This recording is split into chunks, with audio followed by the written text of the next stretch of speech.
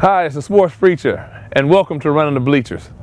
Today we're here at Duncanville High School Football Stadium talking to the Duncanville Lady Panthers soccer team. We discuss college, we discuss racism on the field, and we discuss the current state of women's soccer. Tune in for another great episode.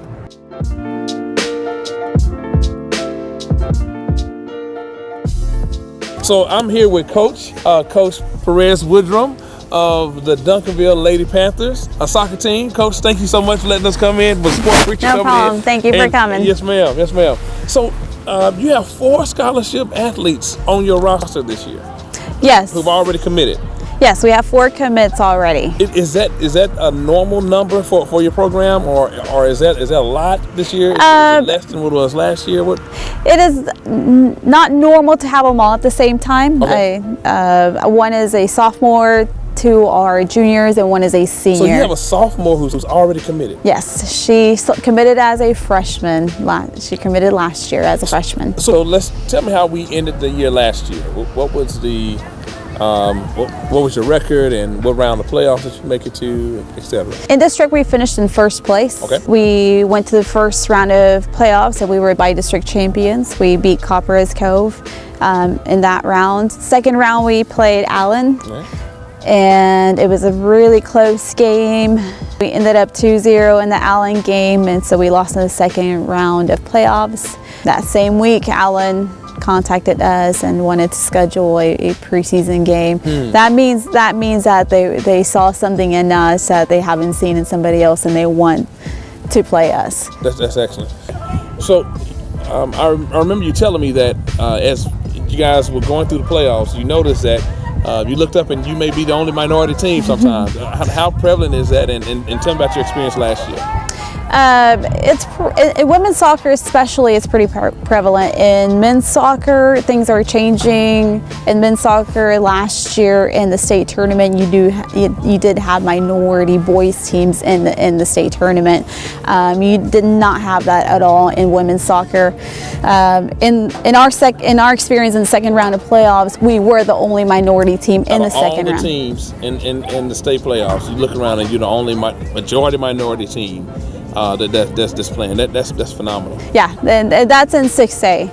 In 4A and 5A, you had more teams, but in 6A, where people are really paying attention to 6A schools, we were the only minority team. And how many of those teams were coached first by women and then secondly by minority women, such as yourself?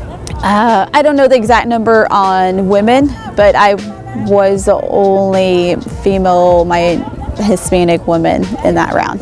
So, and sometimes our young people don't realize they're trendsetters. Yes. So have you had to have conversations with them about what they're seeing when they look across the field and they don't see anybody that looks like them or that reflects their culture? Have you ever had to have a conversation about that? I had that conversation with the girls last year because I knew in playoffs especially they were going to look across the field and they weren't going to see the same faces that they see here at school or even in our district. So they knew that, but we realized later on that we were more than just that. And this year I had the conversation that they're imposing social changes by playing soccer. Yeah. Just by playing soccer, by being the minority team that's going to go to playoffs and it's going to go to second round and hopefully this year third, fourth round of playoffs, we are imposing social change, and people need to realize that there's other people that exist. Right. So in this political environment, have you had issues maybe with parents in the stands or other coaches saying things, or even other players saying things, to your players in the past couple of years? I've had very, very supportive coaches that now I've built relationships with, and they respect me as a coach. Being a female or being a Hispanic female coach, that has not impacted our relationship, and they respect me and they've helped me with my program just by going out there and saying good things about us. Right. So on the coaches' side, they're very supportive, and they have sought me out to set up games because they know that we're competitive and we play a little bit different game than what they're used to. On the field, the regular stuff, not really any racial comments in the past couple of years, but last year we did have a parent in the stands yell out some Trump slogans, as we heard kind of in the election. Okay, and so did that impact the girls, or did they not realize it was going on? What happened? Thankfully, the girls are pretty strong, and we had those conversations last year as a team during the elections and while the season goes. If people say this or that, just make sure that you're focused on the game, because that's what matters. So what can we do as a community to really surround the program to help provide those healthy snacks we talked about earlier and things of nature? What are some things that one of our viewers can do, even a company can do, to come in alongside you? As a community, I would like people to recognize that we're a good soccer team.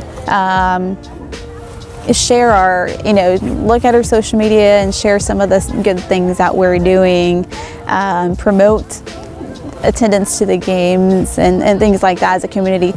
We do need some financial help to provide those meals. So they're not free, and we do a lot of fundraising. The girls and the coaches, we all chip in with time and money.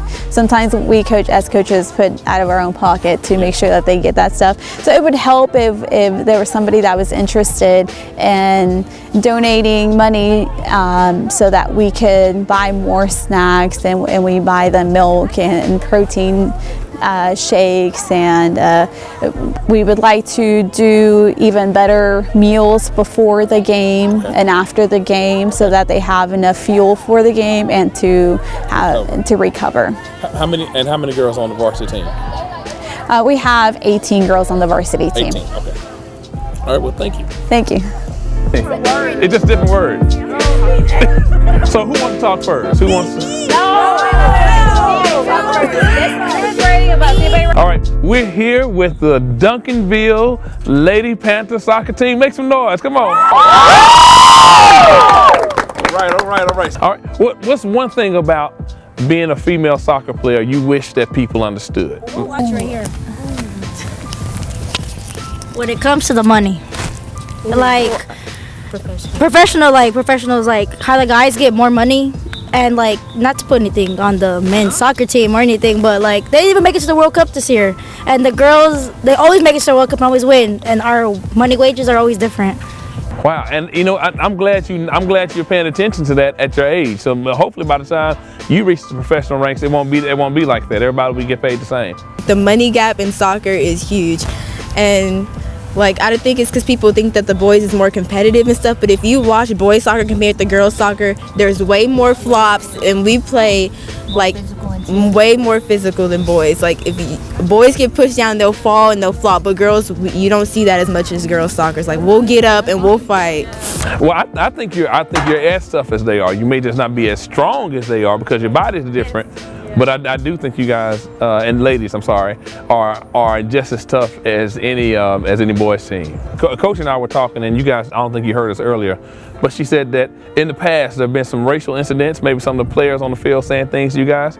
Anybody want to talk about that? You don't have to if you don't want to, but anybody want to talk about that? Maybe something that you've heard said to you on the field? Playing not just high school but club soccer, I know me personally and a lot of girls on the team, we play with girls that don't look like us. We play from girls who don't live in this area, girls from Highland Park and South Lake and Keller. And it's just a stereotype that goes around that if you look a certain way, then you can't play a certain way.